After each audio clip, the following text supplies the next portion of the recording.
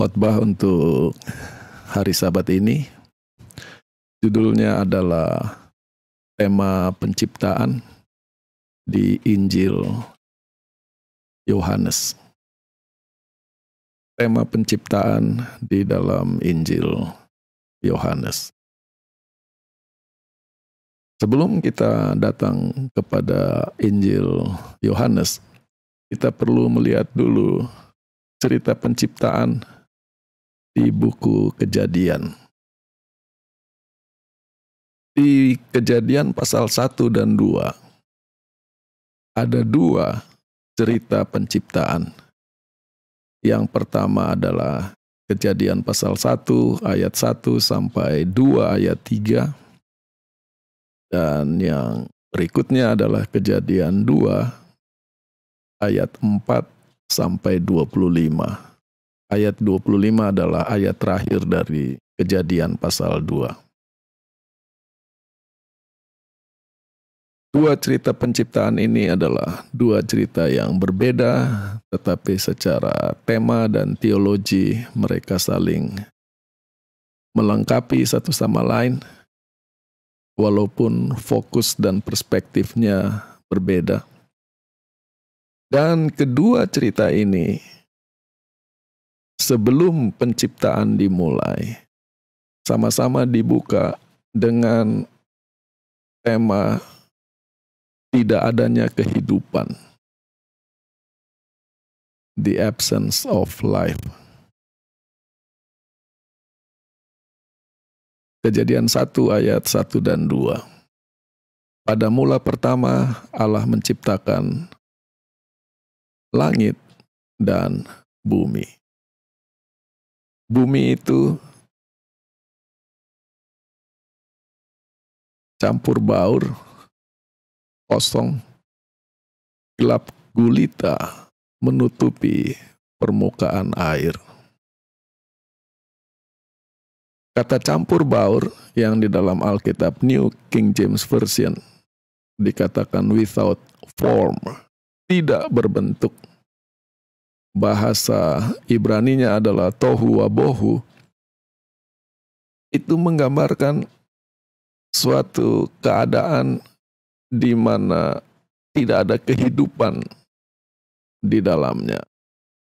Jadi kata kosong ini bukan sekedar kekosongan, tetapi tidak ada hidup. Itu yang mau disampaikan. Nanti begitu Tuhan masuk, baru kehidupan dimulai. Dan selain menekankan ketidakadaan hidup, yaitu campur baur, tidak berbentuk, kosong, ditambah lagi dengan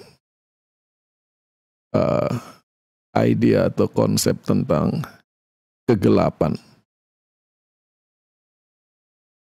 Sementara di Kejadian pasal 2, di cerita penciptaan yang berikutnya, mulai ayat 4 dan 5 dikatakan, inilah riwayat langit dan bumi ketika diciptakan. Pada hari ketika Tuhan Allah membentuk bumi dan langit.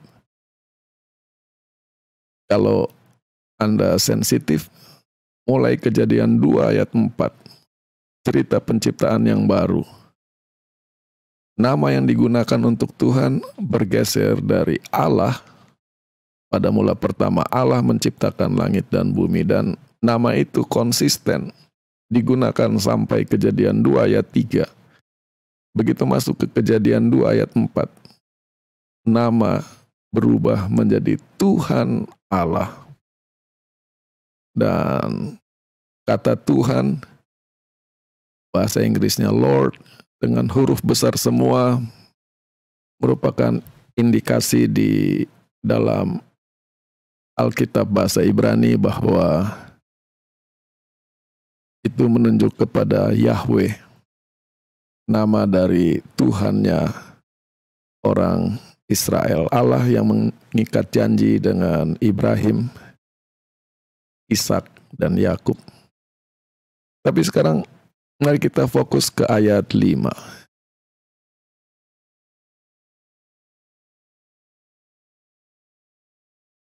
Sebelum ada, bahasa Indonesianya, semak apapun di padang. Sebelum ada tumbuh-tumbuhan yang tumbuh. Karena Tuhan belum menurunkan hujan. Dan belum ada orang yang mengusahakan tanah. Jadi tema yang disampaikan di sini adalah tema belum ada. Kembali, the absence of life, belum adanya kehidupan. Dan kalau kita kembali ke Kejadian pasal 1, inilah struktur dari cerita penciptaan. Sebelum penciptaan dimulai, keadaan sangat diam, tapi tidak berbentuk, kacau balau, kosong, gelap. Dan kalau kita pindah ke bawah, pada hari ke-7 setelah penciptaan, kembali suasana tenang, tetapi betapa kontras dengan keadaan sebelum penciptaan. Sekarang segala sesuatu teratur, diberkati, dan sangat baik. Kalau kita lihat struktur dari cerita penciptaan ini, 3 hari yang pertama adalah menyediakan platform. Dan 3 hari pertama ini, aktivitas Tuhan fokusnya adalah pemisahan. Hari pertama memisahkan terang dari gelap. Hari kedua memisahkan air, jadi air di atas cakrawala dan air di bawah cakrawala. Hari ketiga memisahkan air dari daratan. Pemisahan dan pemisahan dan pemisahan. Dan dari suasana campur baur, sekarang jadi teratur karena sekarang dipisahkan. Dan cerita atau tema pemisahan di 3 hari pertama penciptaan itu nanti mempersiapkan kita untuk cerita penciptaan yang kedua di Kejadian 2, bahwa manusia tidak boleh memakan buah pengetahuan baik dan jahat supaya tahu memisahkan antara kebaikan dan kejahatan. Hidup yang teratur, yang punya order, yang ada pemisahan, itulah hidup yang lengkap. Tetapi ketika segala sesuatu campur baur, maka kekacauan dimulai. Dan kalau kita lihat hari ke-4 sampai ke-6, 3 hari yang berikutnya, apa yang terjadi tinggal mengisi apa yang sudah dipersiapkan di 3 hari pertama. Ketika Tuhan menciptakan terang, maka ada terang yang lebih besar untuk berkuasa pada siang hari, terang yang lebih kecil untuk bercahaya pada malam hari. Air di atas, burung-burung berterbangan. Air di bawah, binatang makhluk-makhluk yang berkeriapan di air, yaitu ikan. Lalu hari ketiga memisahkan darat dari air, dan di daratan tumbuh-tumbuhan, tanaman. Maka pada hari ke-6, binatang dan manusia diciptakan untuk menghuni, mendiami daratan yang sudah dipersiapkan pada hari ketiga. Sekarang kita bisa lihat bagaimana Tuhan adalah Allah yang sangat teratur. Kalau manusia diciptakan pada hari pertama, karena manusia adalah makhluk yang tertinggi, dia mau berdiri di mana? Dia mau hidup di mana?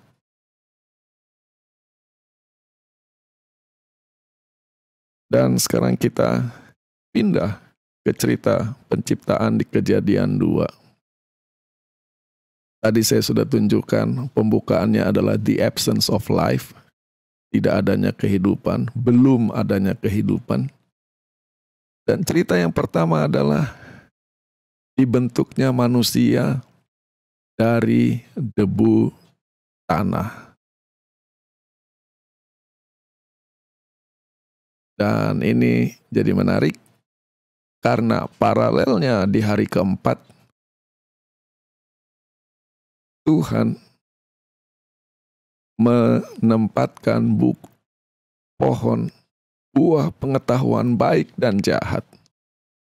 Dan kalau manusia tidak menurut atau melanggar perintah itu, konsekuensinya adalah kematian. Debu kembali kepada debu, tanah kembali kepada tanah. Kembali ke cerita penciptaan di sisi kiri. Setelah menciptakan manusia, cerita berikutnya adalah cerita tentang taman untuk manusia, garden. Dan cerita berikutnya adalah kekuasaan yang diberikan Tuhan terhadap bumi. Jadi manusia diciptakan, tempat tinggal manusia disediakan, lalu kepada manusia diberi kuasa. Tetapi kuasa ini harus ada di dalam konteks penurutan, yaitu cerita yang keempat, yaitu buah pengetahuan baik dan jahat. Setelah itu cerita tentang diciptakannya perempuan tidak baik, seorang laki-laki itu seorang diri. Maka Tuhan menciptakan penolong yang sepadan dengan dia. Di cerita kedua adalah taman. Dan taman itu hanya akan indah dan menyenangkan kalau manusia mempunyai teman untuk menikmati taman itu. Lalu cerita yang keenam adalah cerita tentang diantarkannya Hawa kepada Adam. Lalu penutupannya, bagaimana mereka menjadi satu. Maka di awal cerita Kejadian 2 adalah the absence of life, tidak adanya kehidupan. Di penutupan cerita adalah bagaimana hidup itu menjadi berarti, bermakna di dalam konteks pernikahan yang disediakan oleh Tuhan.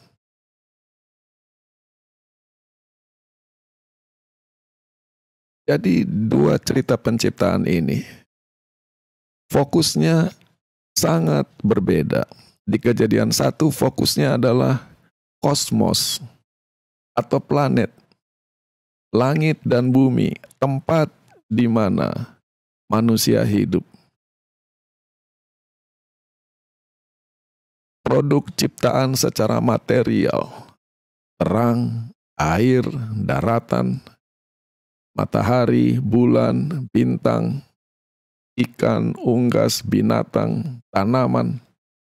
Sementara Kejadian 2, cerita penciptaannya berfokus kepada manusia. Bagaimana manusia dibentuk dari debu tanah, dihembuskan nafas hidup kepadanya. Bagaimana perempuan dibentuk dari tulang rusuk laki-laki. Di Kejadian 1, gambaran tentang Tuhan adalah Tuhan yang maha kuasa, Tuhan yang maha agung. Dia hanya bersabda, apa yang diucapkannya jadi kenyataan. Tapi dia juga adalah Tuhan yang sangat jauh. Sementara di Kejadian 2, fokusnya adalah Tuhan yang sangat dekat, Tuhan yang sangat akrab, Tuhan yang peduli. Dia membentuk manusia, dia menghembuskan nafas hidup kepada manusia, dia mengantarkan perempuan kepada manusia, dia menyediakan taman untuk manusia, mengingatkan bahwa dalam menjalani hidup, kita mempunyai Tuhan yang dekat dengan kita, Tuhan yang peduli, Tuhan yang mengasihi kita. Itulah latar belakang cerita penciptaan di buku Kejadian. Dan sekarang kita akan lihat, karena tadi setelah saya tunjukkan, baik di Kejadian 1 maupun di Kejadian 2, cerita penciptaan dimulai dengan konsep ketidakadaan hidup, the absence of life. Maka proses penciptaan adalah dimulainya kehidupan.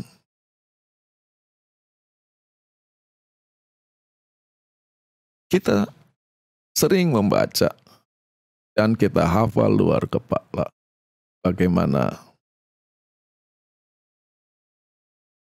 di Kejadian 1 ayat 3, tindakan pertama dari Tuhan adalah jadilah terang, maka jadilah terang. Dan Tuhan melihat terang itu, dan terang itu baik. Dan Tuhan memisahkan terang dari kegelapan. Seringkali kita berpikir bahwa yang disebut terang di sini adalah lawan dari gelap. Terang dan gelap. Tapi kalau kita baca ucapan Tuhan di Kejadian 1 ayat 3, jadilah terang, di dalam konteks Kejadian 1 ayat 2 bahwa bumi itu tidak berbentuk, kosong, gelap, maka kata terang di sini bukan hanya untuk iluminasi atau untuk membuat kita bisa melihat, tetapi terang di sini lebih dari itu, yaitu energi kehidupan. Katanya orang supaya sehat perlu vitamin E. Maka di dalam cahaya matahari itu ada vitamin, ada kekuatan hidup, dan membuat hidup yang mana kita bisa bandingkan terang yang dihasilkan oleh lampu-lampu listrik buatan manusia. Tidak ada energi kehidupan di dalamnya. Fungsinya hanya iluminasi, yaitu menolong kita melihat tidak gelap. Tetapi terang yang diciptakan Tuhan pada hari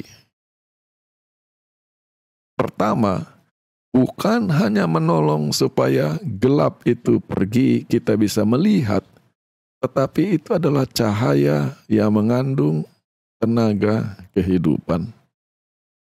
Dan itu ditangkap dengan sangat baik oleh Yohanes dan disampaikan di dalam pembukaan Injilnya.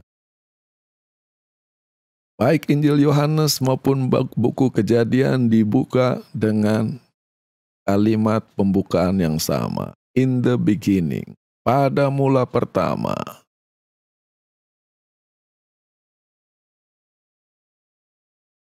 Lalu, di Injil Yohanes diberi keterangan yang lebih lengkap tentang apa yang terjadi di Kejadian 1 ayat 3. Di Kejadian 1 ayat 3 dikatakan, jadilah terang, maka terang pun jadilah. Seolah-olah Tuhan menciptakan terang, tidak ada hubungan antara terang itu dengan Tuhan. Tetapi di dalam Injil Yohanes, ketika Tuhan mengatakan jadilah terang, menunjukkan bahwa Tuhan memilih untuk hadir di bumi ini sejak itu, dan sejak itu di bumi ini ada kehidupan. Pada mula pertama adalah firman, dan firman itu bersama-sama dengan Allah, dan firman itu adalah Allah. Ia pada mula pertama bersama dengan Allah. Ayat 4, di dalam Dia ada kehidupan, dan hidup itu adalah terang bagi manusia. Ini yang dimaksud the energy of life, terang hayati, cahaya kehidupan.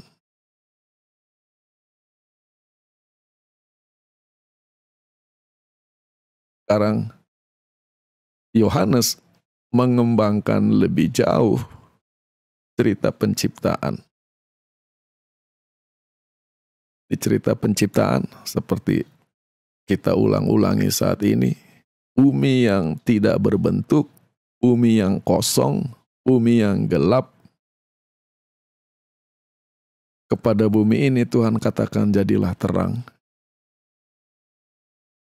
Dan Tuhan memisahkan terang dari kegelapan. Sekarang Yohanes ketika bicara tentang terang kehidupan, Tuhan sebagai cahaya hayati, cahaya kehidupan, dia bergerak lebih jauh bahwa walaupun Tuhan adalah terang, walaupun bumi ini sekarang sudah menjadi terang, mata kita bisa berfungsi dengan baik karena tidak di dalam kegelapan.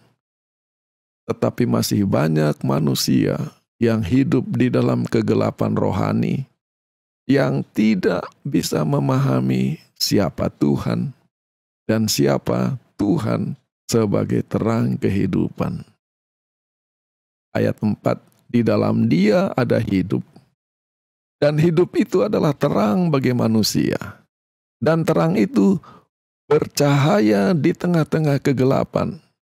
Dan lebih cocoknya, tapi kegelapan itu tidak bisa memahami terang itu.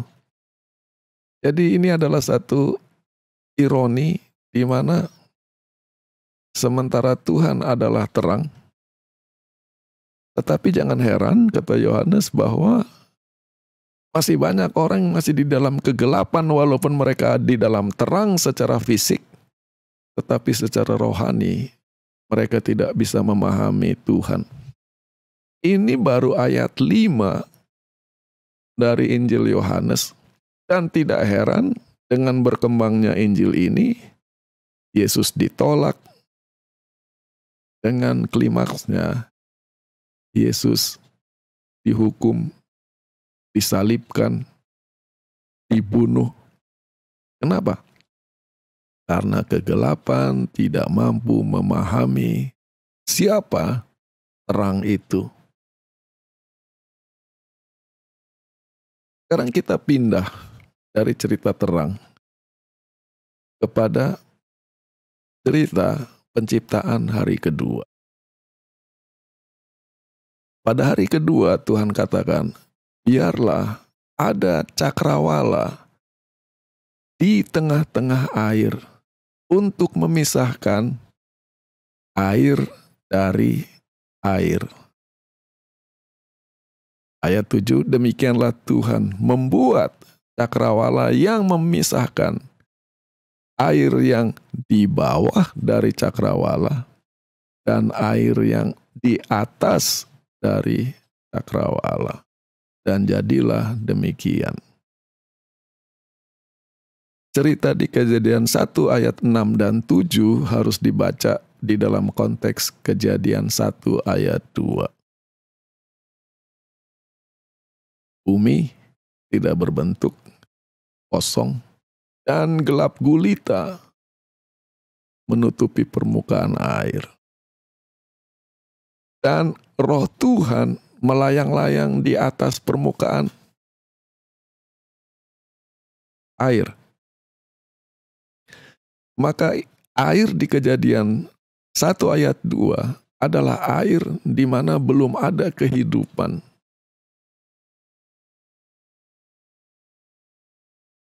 Dan ini tidak kita pahami, air yang tidak hidup. Sementara air yang dibicarakan Tuhan atau dibicarakan di Kejadian 1 ayat 6 dan 7 adalah ketika Air itu menghidupkan. Itulah sebabnya ketika kita minum, kita merasa segar, merasa dikuatkan kembali. Itulah sebabnya ketika kita cuci muka, kita rasa segar. Itulah sebabnya ketika kita cuci tangan, kita rasa bersih. Itulah sebabnya ketika kita mandi, kita merasa segar. Karena air di sini sudah air yang mengandung kehidupan. Dan ceritanya tidak hanya itu. Di ayat 7 bicara tentang air di atas cakrawala dan air di bawah cakrawala. Apa yang dimaksud dengan air di atas cakrawala? Pemisahan yang Tuhan lakukan adalah kandungan air di udara diatur cukup sehingga kita bisa bernafas dengan leluasa. Paru-paru kita bisa berfungsi dan kita bisa menjadi makhluk hidup yang seutuhnya. Sebelum air dipisahkan yang di atas dan di bawah, kalau ada manusia itu seperti tenggelam. Kalau udara kandungan airnya sangat tinggi, maka paru-paru kita seperti mengalami orang yang sedang tenggelam, tidak bisa bernafas. Dan itu adalah pneumonia. Maka Tuhan memisahkan air adalah Tuhan mengatur kadar air supaya kita bisa hidup. Jadi udara yang kita hirup pun itu harus mengandung kandungan air supaya paru-paru kita dan organ-organ tubuh kita bisa berfungsi dengan normal.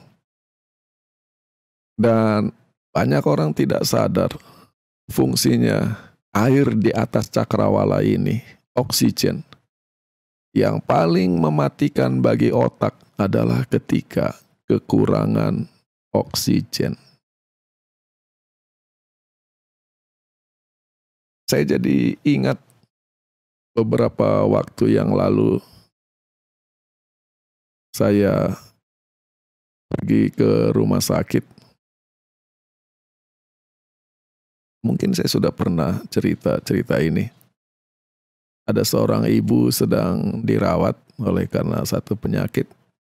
Tapi waktu saya ketemu, suaminya ada di situ dan suaminya berkata, istri saya ini memang langganan hidupnya rumah sakit. Dan suaminya bercerita, ketika mereka masih di Indonesia, istrinya selalu mengeluh sakit kepala yang luar biasa. Sampai-sampai dokter-dokter curiga kalau ibu ini menderita tumor otak. Lalu dibawa ke Singapura dan sampai di Singapura diperiksa. Dari satu dokter ke dokter lain, sampai ketemu seorang dokter. Lalu dokter itu bilang, operasi hidung. Dan keluarga heran, yang sakit kepala kenapa hidung yang harus dioperasi. Menurut dokter ini, sejak lahir, ibu ini, tulang di rongga pernaf di dalam hidungnya agak menonjol lebih keluar dari orang normal, sehingga supply oksigen ke otaknya lebih sedikit dari orang normal. Itulah sebabnya dia selalu mengeluh sakit kepala yang sangat hebat. Dan ibu itu dioperasi, tulangnya dipotong, dia bisa bernafas bebas. Sejak itu, dia jadi hidup normal. Maka air dan kehidupan, oksigen itu sebabnya disebut hidrogen dan oksigen H2O. Air di atas. Kalau air di bawah tadi kita sudah tahu, air sebagai cairan yang menghidupkan, diminum, membersihkan badan, membuat kita bersih, segar, memberi tenaga di dalam badan. Tetapi air di atas sebagai oksigen. Maka kembali, 2 hari pertama penciptaan, terang, energi kehidupan, air, energi kehidupan.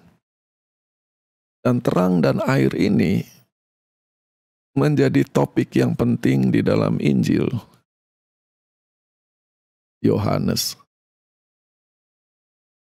Dan untuk memahami tentang fungsi air yang dipisahkan, air di atas, air di bawah, kita perlu belajar bahasa Ibrani sedikit, yaitu ada kata ruah, yang dalam bahasa Arabnya jadi ruh, yang bahasa Indonesia menjadi roh, yang bisa diterjemahkan sebagai roh atau spirit, bisa diterjemahkan sebagai angin, bisa diterjemahkan sebagai udara, sebagai nafas. Maka air di atas cakrawala dalam bentuk oksigen memungkinkan kita untuk bernafas.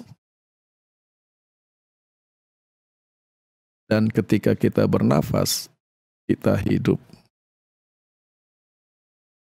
Bukan hanya hidup untuk membersihkan. Ada ayat di buku Bilangan pasal 19. Hukum atau peraturan tentang orang-orang yang najis. Siapa orang-orang yang najis? Kita bisa lihat di ayat 18, bagian keduanya. Yaitu orang-orang yang menyentuh tulang, yaitu orang-orang yang menyentuh orang terbunuh, yaitu orang-orang yang menyentuh orang yang mati.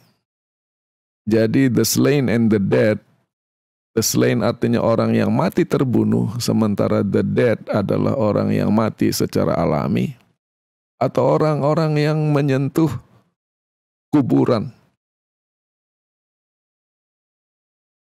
Mereka harus menjalani upacara pemurnian, yang mana dari bahasa Indonesia dicuci jadi acara penyucian. Cuma konsep kita tentang suci itu jadi rohani. Kalau ada seorang najis, dia harus mengambil abu dari lembu yang dibakar, dipersembahkan sebagai korban penyucian dosa. Dia ambil abu, dia harus ambil air yang mengalir. Nah, air yang mengalir, running water, bahasa lainnya adalah air hidup. Air hidup itu air yang bergerak.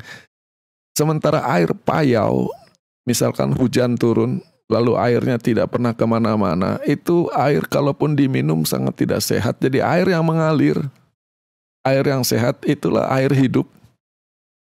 Jadi debu korban penyucian dimasukkan ke dalam air yang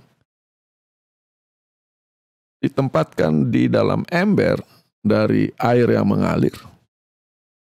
Lalu seorang yang bersih, yaitu orang yang tidak menyentuh mayat dan kematian, harus mengambil daun hisop, memasukkan daun itu ke dalam ember yang berisi air campur abu itu, lalu memercikannya di tenda, di perkakas, kepada orang-orang yang ada di dalamnya, dan kepada orang yang tadi menyentuh tulang, atau orang mati, atau orang terbunuh, atau kuburan.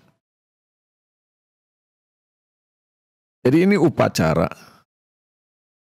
untuk menunjukkan bahwa hidup dari mati itu harus dipisahkan. Ingat cerita penciptaan, pemisahan kehidupan dari kematian. Ayat 19, dan orang yang bersih itu yang tidak najis harus memercik orang yang najis pada hari ketiga dan pada hari ketujuh.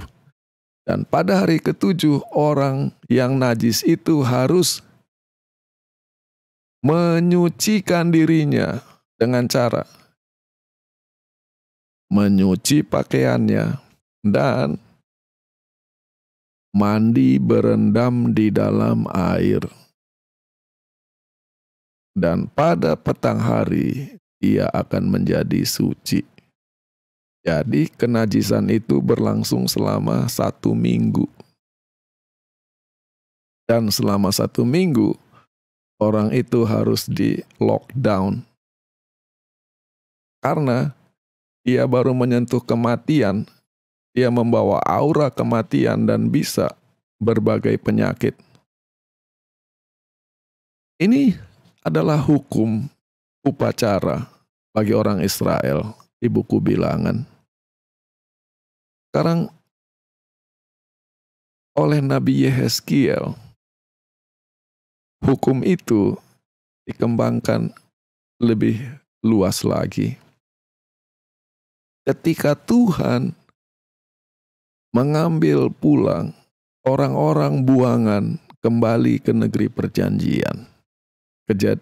Yehezkiel 36 ayat 24 dan 25.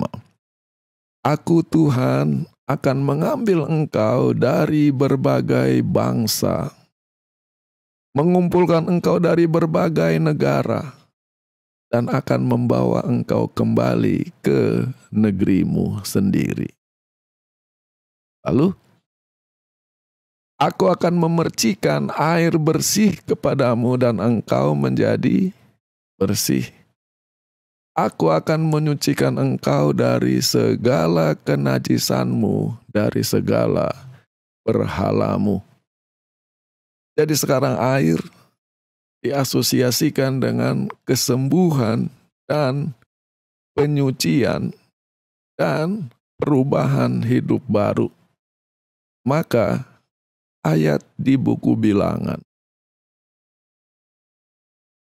dikembangkan di buku Yehezkiel.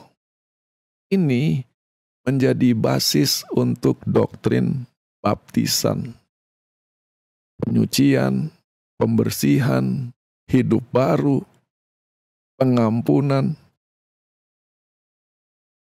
Karena lebih jauh ayat 26 dan 27 mengatakan, aku akan memberi engkau hati yang baru.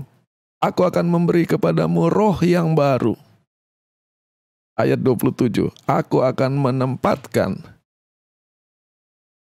bisa kita baca, rohku secara rohani, roh kudus, roh Tuhan. Tetapi seperti saya katakan tadi, ruah bisa berarti breathe, nafas hidup.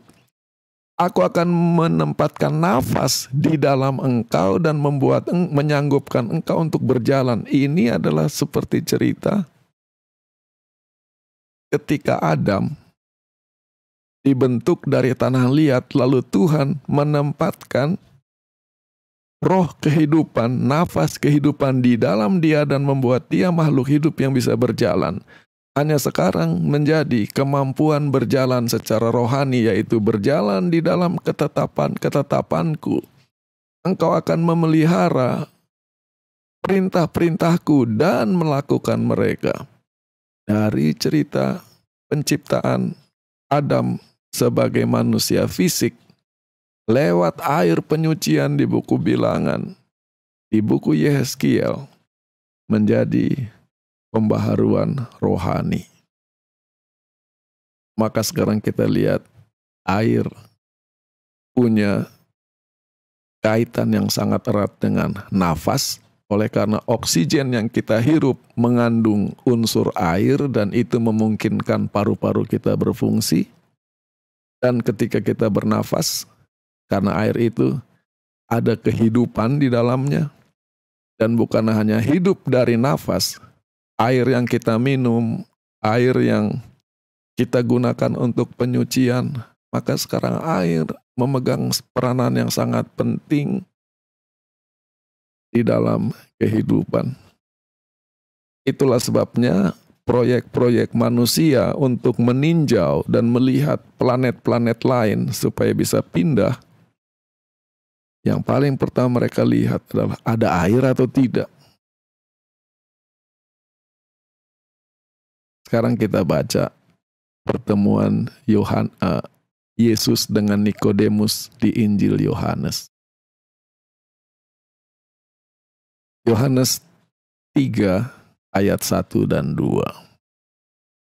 Ada seorang dari aliran Farisi, namanya Nikodemus, seorang pemuka bangsa Yahudi. Orang ini datang kepada Yesus pada malam hari. Yohanes selalu bermain di level literal dan di level simbolik. Di level literal dan di level rohani.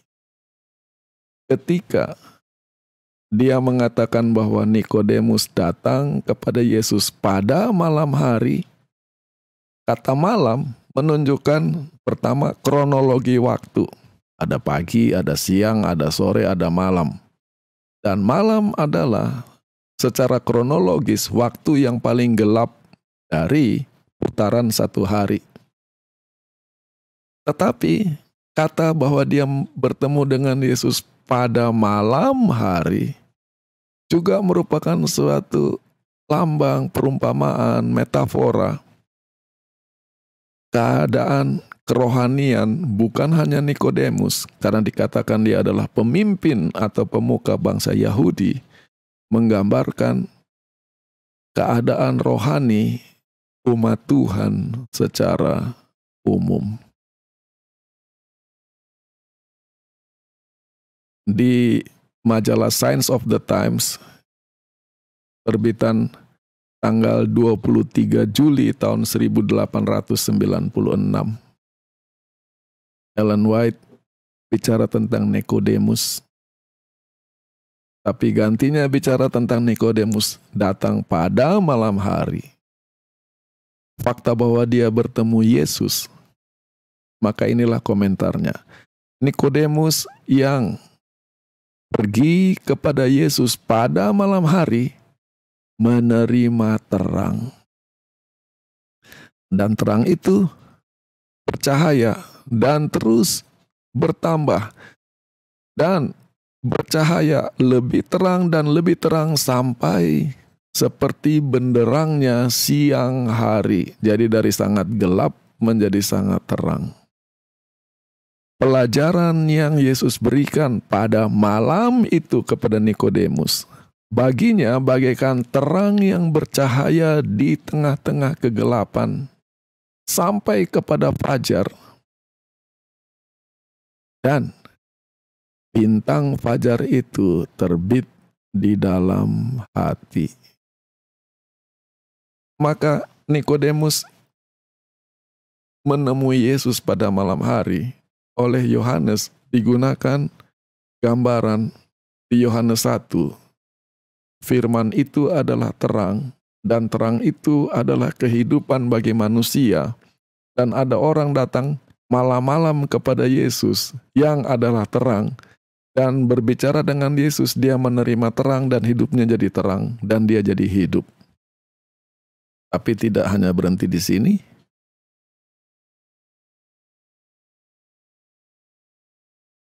Kepada Nikodemus yang menemui Yesus pada malam hari, Yesus mengatakan, kecuali seseorang lahir dari air dan roh, ia tidak bisa masuk kerajaan Allah. Maka sekarang kata gelap datang kepada terang, kata air, kata roh, yaitu nafas, kembali. Yohanes 3 menggunakan simbol-simbol dari cerita penciptaan, dari tidak ada hidup menjadi hidup. Lebih lanjut lagi di Yohanes pasal 4, cerita perempuan Samaria dan air. Orang ini, wanita ini hendak menimba air. Dan Yesus meminta air daripadanya untuk diminum. Tetapi wanita itu tidak menanggapi permohonan Yesus dengan ramah.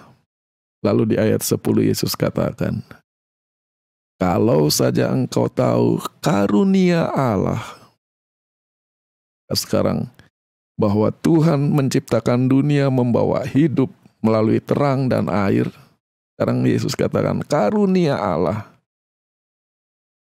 "Dan siapa yang berkata kepadamu, berikanlah aku minum, engkau akan meminta kepadanya, dan ia akan memberi kepadamu air kehidupan." Nah, sumur yang sehat adalah sumur yang mata air di bawahnya selalu membualkan air yang baru. Dan gantinya air payau yang mati itu adalah air hidup. Tetapi sekarang Tuhan Yesus bicara tentang air bukan saja untuk minum dan untuk pembersihan. Karena di ayat 13 Yesus katakan, "Siapa yang minum dari air sumur ini masih akan haus lagi. Tetapi siapa yang meminum air yang akan kuberikan kepadanya tidak akan pernah haus. Tetapi air yang kuberi kepadanya akan menjadi di dalam dia sumur yang membualkan air kepada hidup kekal."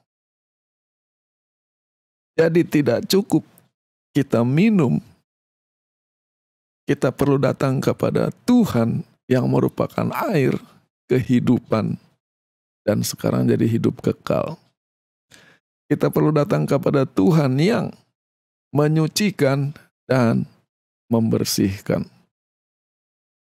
Jadi tema penciptaan dikembangkan di Injil Yohanes. Kita terlalu sibuk bicara tentang siapa Nikodemus. Kita terlalu sibuk bicara tentang siapa perempuan Samaria. Tapi kita sekarang lihat dalam pertemuan antara orang-orang ini dengan Yesus, dialog di antara mereka, Yohanes menggunakan tema-tema dari penciptaan, terutama terang dan air sebagai sumber kehidupan. Itulah sebabnya bukan satu hal yang kebetulan. Ada seorang Yahudi ahli Alkitab, dia menulis komentari buku Kejadian. Di dalam observasinya cerita penciptaan di buku Kejadian dia hitung. Cerita tentang memisahkan air di atas, air di bawah di Kejadian 1 ayat 6-10. Kata air itu muncul 7 kali. Biarlah ada cakrawala di tengah-tengah air dan memisahkan air dari air. Sudah 3. Demikianlah Tuhan membuat cakrawala dan memisahkan air yang di bawah cakrawala dan air yang di atas cakrawala. Dan jadilah demikian. Dan Allah menamai cakrawala itu langit. Petang dan pagi hari kedua. Dan Tuhan berkata, biarlah air yang di bawah langit berkumpul di satu tempat, dan biarlah daratan muncul, dan jadilah demikian. Dan Tuhan menyebut daratan itu sebagai tanah atau bumi, dan air yang berkumpul itu dinamainya laut. Dan Tuhan melihat, dan itu adalah baik. 7 kali kata air muncul.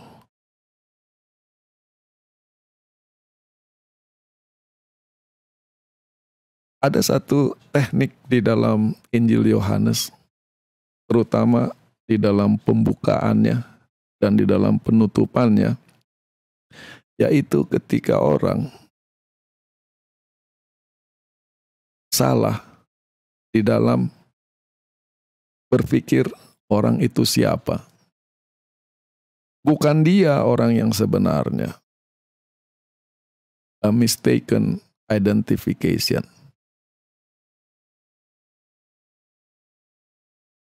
Contoh sederhana, ada seorang anak muda dibawa oleh kawannya untuk pergi ke rumahnya, dan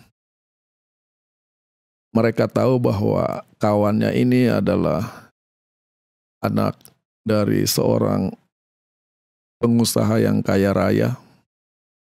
Jadi di dalam imajinasi anak ini, tentu saja ayah dari kawannya ini adalah seorang yang sangat gagah, berwibawa, dan tampan. Maka begitu dia sampai di rumah kawannya, turun dari mobil masuk ke rumah, dia lihat ada orang gagah sekali berdiri. Lalu dia langsung dengan hormat, "Terima kasih Bapak, saya bisa datang ke rumah Bapak, adalah kehormatan." Dia hormat. Lalu kawan yang punya rumah bilang, "Itu saya punya bodyguard.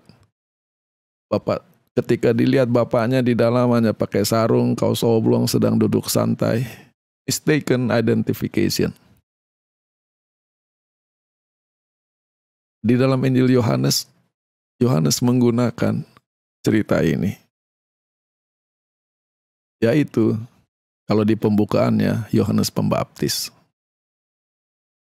Setelah bicara tentang Yesus sebagai terang, Yohanes 1 ayat 1 sampai 5, terutama terang kehidupan, di ayat 6, Yohanes mengatakan begini, ada seseorang yang diutus dari Allah, namanya Yohanes. Orang ini datang untuk menjadi saksi, untuk memberi kesaksian tentang terang, supaya melalui terang itu orang bisa percaya. Ayat 8, Yohanes bukan terang itu, tetapi diutus untuk bersaksi tentang terang itu, yang mana adalah terang yang benar, yang memberi terang kepada setiap orang yang lahir ke atas dunia ini. Jadi Yohanes bicara tentang terang, tapi dia bukan terang. Yesus adalah terang. Lalu kemudian datang imam orang Lewi dari Yerusalem untuk menginterogasi Yohanes. Yohanes 1 ayat 19. Who are you? Siapakah engkau? Dia mengaku tidak menyangkal, tetapi mengaku, saya bukan Mesias. I'm not the Christ. Saya bukan Mesias. Aku tidak mengenal dia, kata Yohanes. Tetapi dia yang mengutus aku untuk membaptis dengan air berkata kepadaku, kepada siapa engkau melihat Roh Kudus turun dan tinggal padanya, inilah dia yang akan membaptis dengan Roh Kudus. Aku sudah melihat dan sekarang aku saksikan, dialah anak Allah. Yes, Yohanes bukan terang, tetapi nanti terang yang datang, dialah yang akan memandikan, memurnikan. Kita sudah bahas itu dari buku Yehezkiel. Dengan Roh Kudus. Maka sekarang tema terang dan tema air menjadi penyucian, hidup baru, pertobatan, kebangkitan, bergabung di Injil Yohanes. Tetapi di dalam membicarakan Yesus sebagai terang dan Yesus sebagai air hidup yang memurnikan dan menghidupkan, caranya adalah orang kira Yohanes adalah terang. Ia bukan. Orang kira Yohanes adalah Mesias. Ia bukan. orangnya lain. Maka sekarang tema salah orang ini jalan terus sampai di penutupan Injil Yohanes. Sebelum sampai ke sana kita perlu ulangi lagi cerita kejadian di Kejadian pasal 2. Di cerita pertama, karena Kejadian 2 tidak dibagi dalam hari, tetapi dibagi dalam tema, maka dalam cerita pertama temanya adalah penciptaan manusia. Lalu cerita yang kedua, Tuhan membuatkan taman bagi manusia. Tetapi di tengah-tengah taman itu ada pohon buah pengetahuan baik dan jahat, di mana pelanggaran terhadap perintah itu akan membawa kematian. Maka apa yang terjadi? Adam yang dibentuk dari Adama, jadi Adama artinya debu tanah, Adam jadi makhluk tanah yang dibentuk dari tanah, yang Tuhan tempatkan di taman, melanggar perintah Tuhan, memetik dan memakan buah pengetahuan baik dan jahat, maka dia mati kembali kepada tanah. Sekarang di Yohanes 20, penutupan Injil Yohanes. Cerita sekitar kebangkitan Tuhan Yesus. Ayat 11. Maria berdiri di luar kubur dan menangis dengan ratapan. Sambil menangis, ia menundukkan dirinya dan memandang ke dalam kubur. Dan ia melihat 2 malaikat duduk. Tunggu dulu. Kita tahu bahwa yang duduk itu malaikat. Tetapi Maria tidak tahu bahwa yang duduk itu malaikat. Jadi dikatakan she saw 2 angels. Dia melihat 2 malaikat. Itu dari kacamata kita. Tetapi dari kacamata Maria, walaupun dia tidak pakai kacamata, yang duduk bukan malaikat. Karena kalau dia tahu itu adalah malaikat, reaksinya akan berbeda. Ayat 13. Malaikat-malaikat itu berkata kepadanya, "Perempuan, mengapa engkau meratap?" Ia menjawab mereka, "Karena mereka telah mencuri jenazah dari Tuhanku, dan aku tidak tahu di mana mereka menyimpan dia." Ayat 14. Sementara ia mengucapkan kata-kata ini, Maria, ia menoleh dan melihat Yesus berdiri di sana. Kembali, kita tahu yang berdiri Yesus. Maria tidak tahu bahwa yang berdiri itu Yesus. Karena ayatnya mengatakan, dan tidak tahu bahwa itu adalah Yesus. Ayat 15, Yesus berkata kepadanya, "Perempuan, mengapakah engkau menangis? Siapa yang engkau cari?" Ia berpikir bahwa dia adalah penjaga taman dan berkata kepadanya, "Tuan, jika engkau telah memindahkan dia, beritahukanlah kepadaku di mana engkau meletakkan dia, dan aku akan mengurusnya." Dalam level yang paling tinggi permukaan, namanya bahasa Inggris surface level, di permukaan, ini adalah cerita yang sangat sederhana. Maria datang ke kubur, dia berbicara kepada Yesus, dia tidak tahu bahwa itu Yesus. Dia berpikir bahwa Yesus adalah tukang kebun atau penjaga taman. Itu di level yang paling atas. Tetapi kalau kita baca di level yang lebih dalam lagi, ada tema Kejadian 2 di sana. Di ayat 7 dikatakan, Tuhan Allah membentuk manusia dari debu tanah dan menghembuskan nafas hidup ke dalam hidungnya dan manusia menjadi makhluk hidup.